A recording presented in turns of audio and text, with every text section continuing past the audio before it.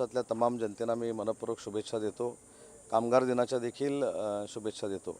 आत्ताच रत्नागिरी जिल्ह्याचं झेंडावंदन साजरं करून जनगणनेच्या स्टॉलवर आम्ही इथं आलेलो आहोत. मला जिल्ह्याचा पालकमंत्री म्हणून सर्व रत्नागिरीकरांना एक आव्हान करायचं आहे की जे स्वगणना 1 तारखेपासून 15 तारखेपर्यंत पूर्ण देशामध्ये होते त्याच्यामध्ये आपल्या जिल्ह्यातल्या लोकांनी देखील सामील झालं पाहिजे. केंद्र सरकारनं विशेषतः पंतप्रधान नरेंद्र मोदी साहेबांच्या नेतृत्वाखाली 2011 नंतर ही आता पहिल्यांदा जनगणना होते आणि त्याच्यामध्ये एक राष्ट्रीय कार्यक्रम म्हणून आपण सगळ्यांनी सामील व्हावं ही पालकमंत्री म्हणून आपल्या सगळ्यांना मी विनंती करतो.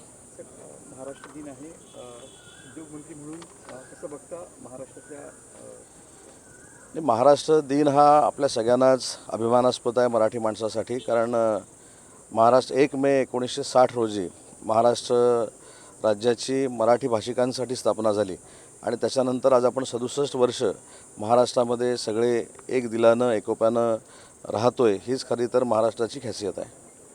सर, तुम्ही काल महत्त्वाच्या 2 घोषणा केलेल्या होत्या बोलताना कॉन्फरन्समध्ये. एक म्हणजे वैश्विक जे केंद्र आहे ते तुम्ही लंडनमध्ये उभारणार असं एक म्हटलं होतं, त्याबद्दलची प्रतिक्रिया तुमची लागणार आहे. आणि साहित्य संमेलन जे म्हटलं पुण्यामध्ये होण्याची शक्यता असं त्यातला एक शब्द आहे, तर नेमकी काय वस्तुस्थिती आहे, निधी कमी पडू देणार नाही. याच्यामध्ये महाराष्ट्र दिनाच्या निमित्तानं महाराष्ट्रातल्या तमाम मराठी बंधू भगिनींना मला एक आनंदाची गोष्ट सांगायची आहे की आपल्याला माहिती आहे की लंडनच्या लोकांनी आपल्यावर येऊन राज्य केलेलं होतं.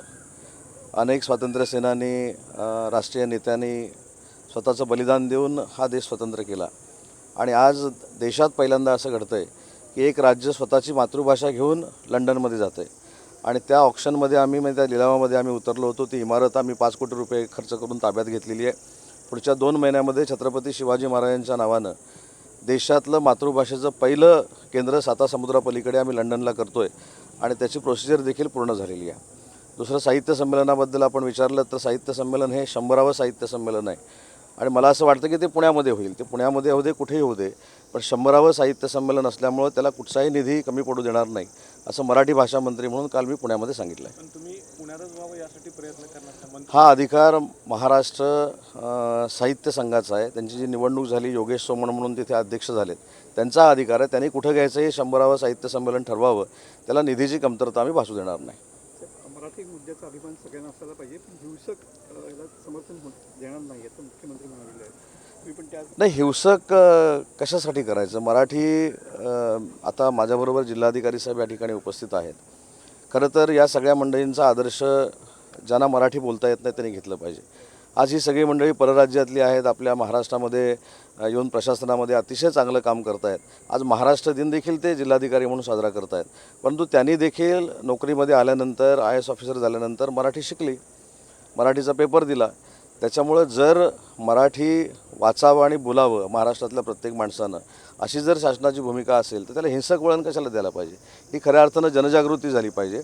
आणि मी त्याच्या पुढं जाऊन सांगतो की अजून एक भाषेचा उपक्रम म्हणून आम्ही सुरू करतो की जे अमराठी लोक महाराष्ट्रामध्ये आहेत त्यांना घर बसल्या मराठी शिकता यावं याच्यासाठी आम्ही मराठी भाषेमार्फत ॲपची निर्मिती करतो आहे. येत्या महिन्याभरामध्ये हे ॲप तयार होईल. हिंसक वळण देण्यापेक्षा जनजागृती करून ज्यांना मराठी येत नाही त्यांना मराठी शिकवणं ही आपली जबाबदारी आहे. ज्यांना मराठी येत नाही त्यांचा रिक्षाचा परवाना रद्द करावा असं राज ठाकरे यांनी म्हटलं. आता त्याला काहीतरी मुदतवाढ दिली ना परिवहन मंत्र्यांनी, ते आता ठरवतील मुदत संपल्यानंतर काय करायचं ते.